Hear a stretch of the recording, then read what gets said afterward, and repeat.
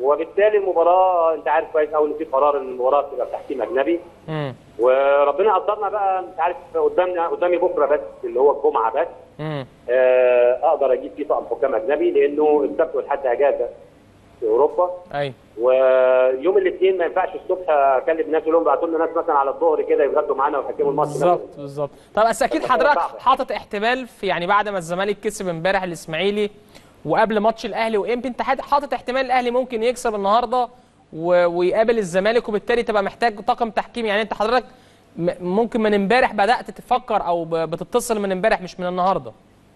هو من امبارح بعد الساعه 11 بالليل الكارثيه بعد ما الزمالك كسب الاسماعيلي الساعه 11 بالليل الاجانب دول ما تقدرش تتكلم حد فيهم. اه لان دول ناس عندهم احترام للمواعيد. يعني من العيب انك انت تتكلم في شغل مثلا هناك بعد الساعه 6 مثلا. فبالتالي فهو من النهارده بس يا كريم الصبح.